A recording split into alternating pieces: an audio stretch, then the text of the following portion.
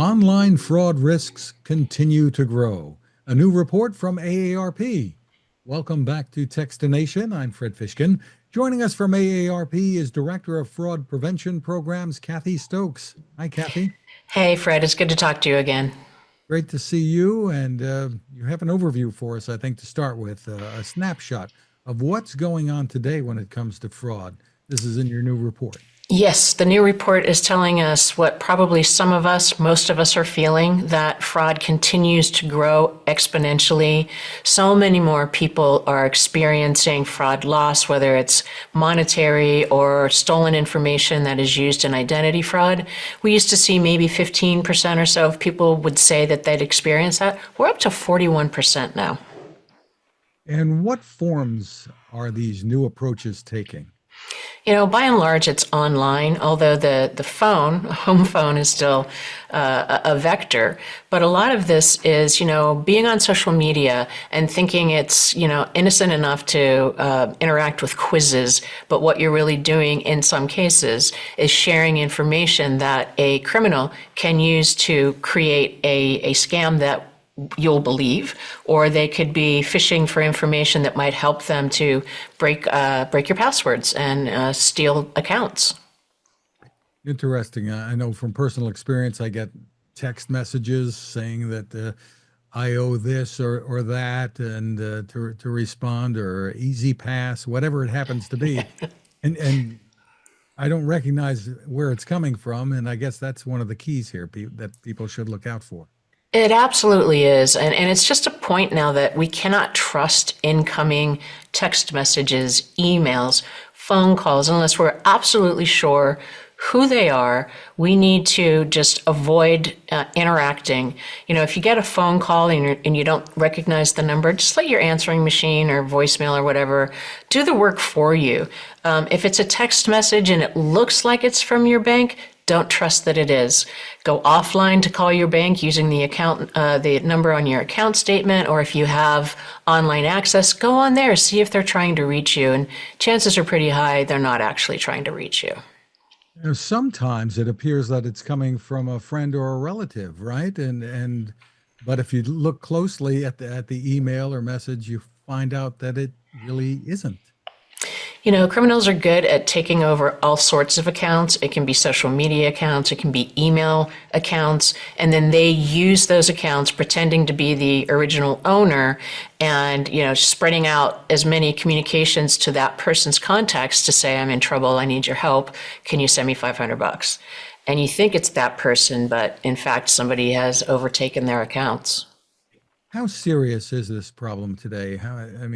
All of us are experiencing it to one degree or another, but how many are really getting taken advantage of or falling for it? Well, if you look at what we do know about fraud losses in this country, the Federal Trade Commission would say in 2023 that fraud losses stood at, an eye-popping $10 billion. But then 10 months later, they said, well, based on what we know under reporting to be, it wasn't 10 billion. It was probably more like $158 billion in 1 year, leaving our economy and going largely to transnational crime gangs. Wow. Tell us about the new National Elder Fraud Coordination Center. Well, I'm glad you asked. This is really a first of its kind opportunity for the private sector, corporations that have great financial investigative teams, to be able to take the data that they're seeing, fraud intelligence, and combine it with what elder fraud cases have been reported, looking at it through an organized crime lens, to be able to tie the cases together to build these investigative packages for federal authorities to go pick these guys up, prosecute them, put them in prison, make it more difficult for the overseas criminals to find people in the United States who will aid and abet their crimes. Really, really a great thing to be focused on. So what steps should we all keep in mind today to protect ourselves? What are some of the basics, and maybe not so obvious ones? Yeah, and I think, I have a favorite five. There's probably 30 things we could all be doing, but that's just a little too much. In the password space, we really have to move away from trying to manage this all by ourselves and get into using password managers. Just do a little research online and see what might work for you. Let that tool do the hard work of remembering complicated passwords. Multi-factor authentication, when you have the opportunity to add another step to make sure that it's you accessing your account, do it. I know it might take a few seconds longer, but think about it as a protective act to protect your finances, to protect your accounts. We just have to accept a little bit more friction in our lives for that. And I would also say, you have your updates that you get posted on your phone, for example, and it says, update ready, and you just keep putting it off. Well, don't put it off. And in fact, set it up so it's automatic, because quite often those patches are to address known vulnerabilities. So you really want to have your operating systems up as much as possible. And then just, we can't trust the links. Don't click on links from email, from text, online. Go to the source to make sure who's trying to contact you really is, and we'll all be a little better off for it. Are biometrics much help with our mobile devices or computers?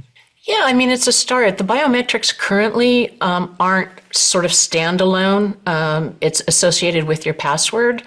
It's easier, though, if you can use a biometric to not have to type in your password.